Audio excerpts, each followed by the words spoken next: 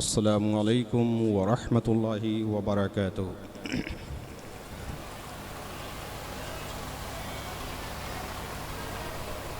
अल्लाह करीम ने जो आँखें हमें दी हैं उसका सही इस्तेमाल अब हो रहा है।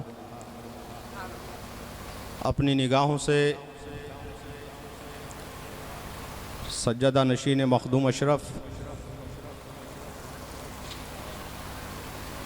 क़ाइद मिल्लत सफ़ीर अमन मोहब्बत हज़रत अल्लामा व मौलाना सैयद अशाह अबुल मुख्तार सैयद मोहम्मद महमूद अशरफ अल अशरफ़ुल जिलानी मुद्दज़िरुल आली व नूरानी दिगर सादात किराम मुफ्तियान इज़ाम उलमाए किराम का दीदार करने का अल्लाह करीम ने हमें इस वक्त शरफ़ बख्शा है। रब्बे करीम का इस पर बेपनाह शुक्र एहसान। नहमदुहु व नुसल्ली अला रसूलिहिल करीम अम्मा बाद। फ़अऊज़ु बिल्लाहि मिनश शैतानिर रजीम बिस्मिल्लाहिर रहमानिर रहीम। व अल्लमल इंसाना मा लम यअलम। सदक़ल्लाहु मौलाना अज़ीम व सदक़ रसूलुहुन नबियुल अमीनुल मतीनुल करीम व नहनु अला ज़ालिका लमिनश शाहिदीन व शाकिरीन वल्हम्दुलिल्लाहि रब्बिल आलमीन। दुरूद शरीफ पढ़ लीजिए। अल्लाहुम्मा सल्लि अला सय्यदिना शफ़ीना व मौलाना मुहम्मदिन व अला आलि सय्यदिना व मौलाना मुहम्मद कमा तुहिब्बु व तर्ज़ा बिअन तुसल्ली अलैहि सलातुन व सलामुन अलैका हबीबी अग़िस्नी या रसूलल्लाह सल्लल्लाहु तआला अलैहि वसल्लम। नाज़िम इजलास ने मुझे हाथ के इशारे थे 10 मिनट का वक्त दिया है। शख्सियात पर मुश्तमिल जो इजलास होते हैं अहले सुन्नत व जमात में 3 तरह के होते हैं।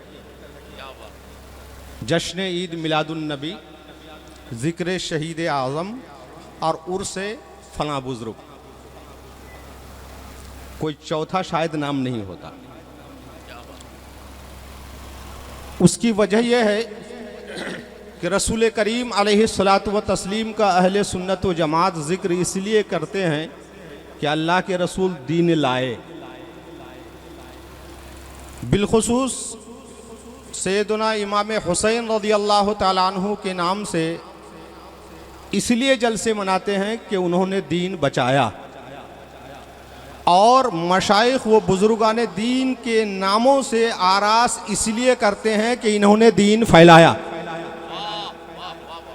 दीन लाने वाले का जिक्र भी ज़रूरी है, दीन बचाने वाले का जिक्र भी ज़रूरी है, और उनका जिक्र भी ज़रूरी है जिन्होंने दीन को फैलाया। आज हम लोग जिस शख्सियत का उर्स मनाने के लिए आए हैं, इनकी एक अलग खुसूसियत है।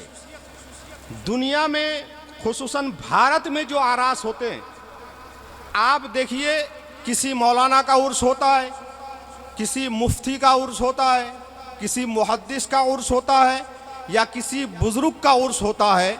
लेकिन आप और हम जिस उर्स में शिरकत कर रहे हैं, ये आलिम दीन भी हैं, मुहद्दिस भी हैं, मुफस्सिर भी हैं, सूफी और बुजुर्ग भी हैं, और साथ साथ सुल्तान इब्ने सुल्तान भी है।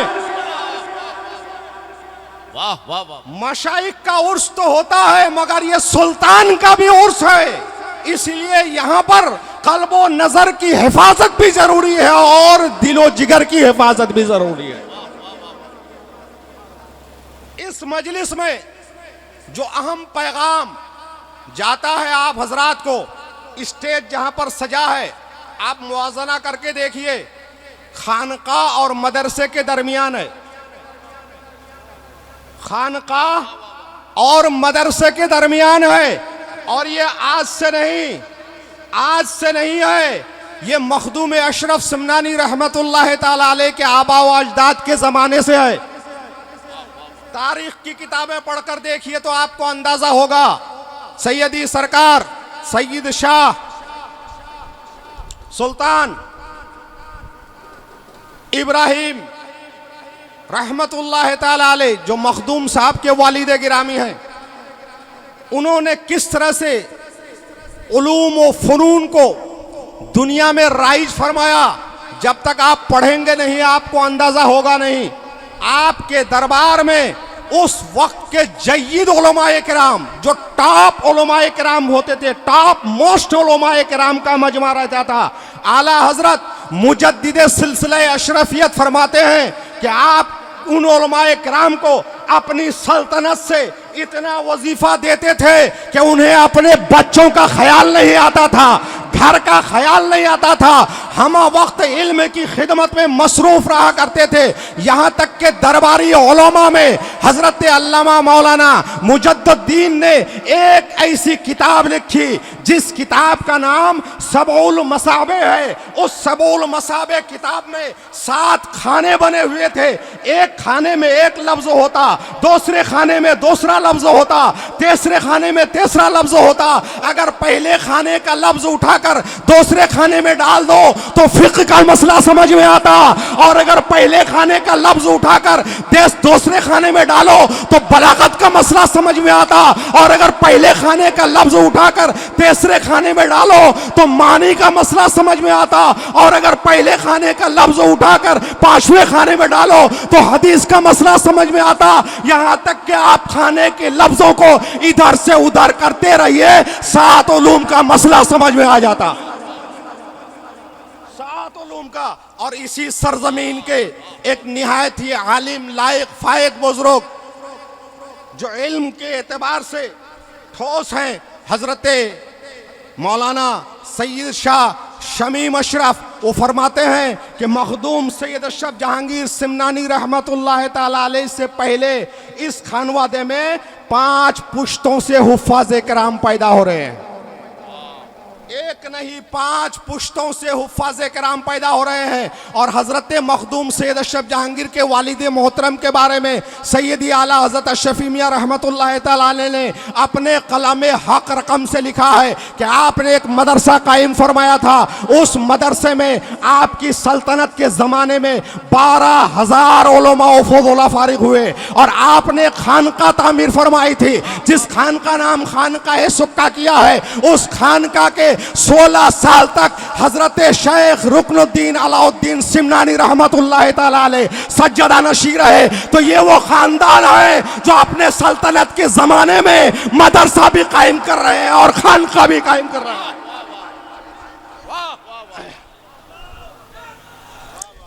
या रसूल अल्लाह, ये आज के जमाने से नहीं है, पहले ही के ज़माने से है। और मखदूम सैयद अशरफ जहांगीर सिमनानी को सिर्फ सूफिये महज ना समझो, आप उनको पढ़िए तो आपको अंदाज़ा होगा। भारत की सरजमीन पर जब आप तशरीफ़ लाए उस वक्त की सिर्फ 3 शख्सियात का नाम ले रहा हूँ। अहले इल्म का मजमा है, सूफिया किराम भी हैं, सादात इज़ाम भी हैं, तारीख़ नवीस और तारीख़ गो हजरात भी हैं। इन हजरात को बड़ी दिलचस्पी है, शोरा किराम भी हैं। 3 हजरात का नाम ले रहा हूँ जिन 3 हजरात का आलम यह था कि खुद मुतब्बहिर आलिम दीन थे।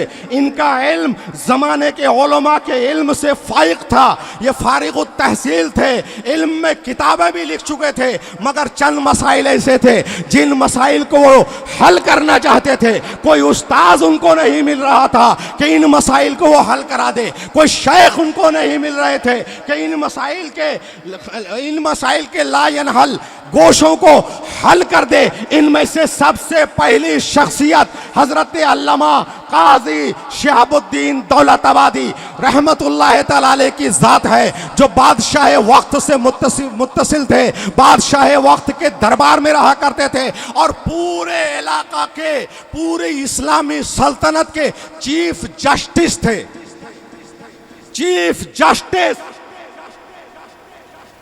जिस तरह से आज हमारे भारत में सुप्रीम कोर्ट के चीफ जस्टिस होते हैं, उसी तरह से शरक़ी सल्तनत के चीफ जस्टिस थे। इतने बड़े आलिम दीन एक मसले में फंस गए और वो मसला उनसे हल नहीं हो रहा था, नतीजे तक पहुंच नहीं पा रहे थे। वो मसला ईमान फिरौन का मसला था। उन्होंने शर्क की तरफ, गर्ब की तरफ, शिमाल की तरफ, जुनूब की तरफ इलाके के उलमा किराम से रुजू किया, किसी से वो मसला हल नहीं हुआ। अगर हल हुआ तो कशोशा की सरजमीन पर आराम फरमाने वाले मखदूम अशरफ से हल हुआ। इनका इल्म इस मेयार का है, इस मेयार का इल्म है। और आपको बताऊं, जायस की सरजमीन पर वाह, एक वाह, बहुत बड़े आलिम दीन थे। तारीख जायस पलट करके देख लीजिए, उनका नाम हजरत अल्लामा अलाउद्दीन जायसी है। आज भी उनका मकबरा मौजूद है। मैंने जुबानी रिवायतें सुनी है, इस कदर पुरजलाल इंसान थे कि 100 साल पहले तक एक चिड़िया भी अगर उड़ कर जाती तो उससे गिर जाती, बेहोश होकर के गिर पड़ती। बहुत बड़े मुतबाहिर आलिम दीन, अपने दौराने मुताला शागिर्दों को दर्स देते वक्त खुद अपने जाती मुताला के वक्त एक लिस्ट वो तैयार करते थे कि आज क्या करना है, आज मैंने क्या किया, जिसको खुलासतुल मुताला कहा जाता है। 7 मसाइल को उन्होंने नोट करके रखा था। उन 7 मसाइल को हल करने के लिए बड़ी बड़ी किताबों की तरफ उन्होंने रुजू की, बड़े बड़े उलमाए किराम की तरफ रुजू किया, मगर किसी से तशफ़ी बख्श जवाब ना मिल सका। यही सैयदी सरकार मखदूम अशरफ जब जायस की तरफ खिदमत खल्क के लिए रवाना हुए, इशाअत इल्म के लिए रवाना हुए, इशाअत सिलसिला के लिए रवाना हुए, तो आपकी मुलाकात हजरत अल्लामा अलाउद्दीन जायसी से हुई। वो भागता हुआ आपके पास आए और सबसे पहले उन मसाइल को पेश किया कि अगर ये हल हो जाए तो मैं इनका मुरीद बन जाऊंगा, मुरीद बन जाऊंगा। हजरत अलाउद्दीन जायसी ने वो लिस्ट पेश किया। आपने चंद ही मिनटों में उन 7 मसाइल को ऐसे हल फरमा दिया जैसे समंदर का बहता पानी होता है। नारे तकबीर, नारे रिसालत, जश्न दस्तारे फजीलत। और एक शख्सियत का नाम ले रहा हूं, वक्त बहुत मुख्तसर है मेरे पास। एक शख्सियत का और नाम ले रहा हूं। रुदौली शरीफ मरकज इल्म शुमार होता था पहले ही से।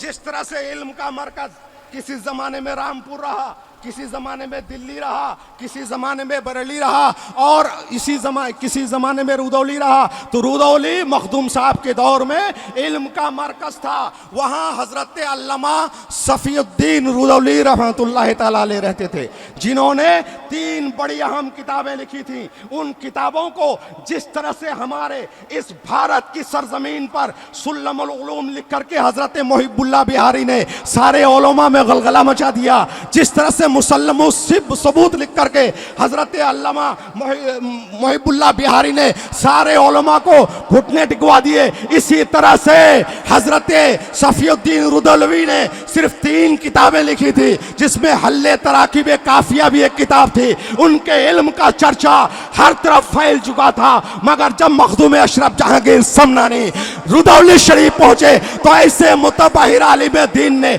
मखदूम अशरफ जहांगीर के इल्म से इतना मुतासिर हुए कि 40 दिन तक आपके दामन से वाबस्ता रहकर सिर्फ इल्म दीन ही पढ़ते रहे।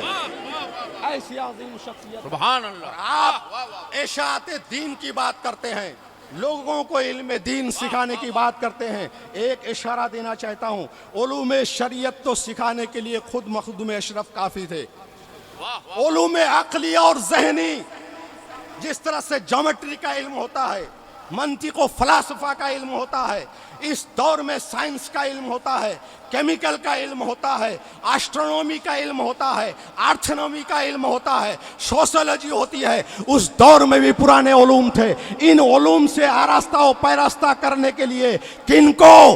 अपने जिगर गोशा को, अपने आंखों के नूर को, नूरुल ऐन को उलूम ज़हनिया सिखाने के लिए 1,20,000 दिरहम अल्लामा बलशानी को दिया और सारे उलूम ज़हनिया से अब्दुल रज़्ज़ाक को मुनव्वर फरमाया।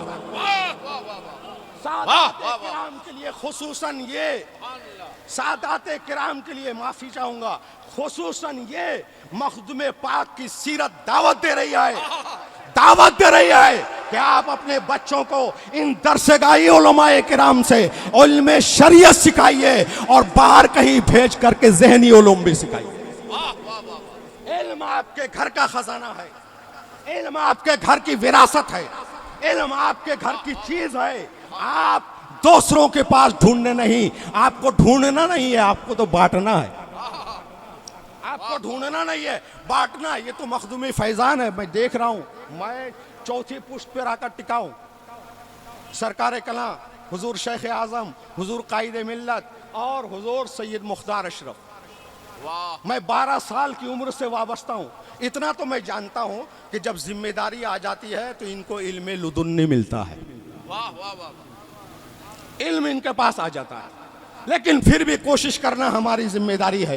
तो मुसलमान भाइयों, ये वो दरबार है जहां इल्म का चर्चा ही चर्चा है। आपने देखा होगा और जलसों में कहीं भोजपुरी नाते सुनी जाती है, और जलसों में कहीं पर उर्दू नाते सुनी जाती है, और जलसों में कहीं पर इलाकाई जुबान में नाते सुनी जाती है। ये जामे अशरफ का वो स्टेज है जहां पर अरबी नाते सुनी जाती है, जहां पर अरबी नाते सुनी जाती है। सज्जादा नशी खुद फरमाइश करते हैं कि फला कलाम पढ़ो। इसका मतलब क्या है कि ये शाही दरबार है, इल्म यहां से फरोग पाता है, खुद साहिब इल्म होते हैं, दूसरे को भी इल्म से मुनव्वर करते हैं। इसीलिए जामे अशरफ और खानकाह अशरफिया हसनिया सरकार कला, यहां पर इल्म दीन भी सिखाया जाता है और इल्म कल्ब भी सिखाया जाता है। व आखिरु दावाना अनिल हम्दुलिल्लाहि रब्बिल आलमीन।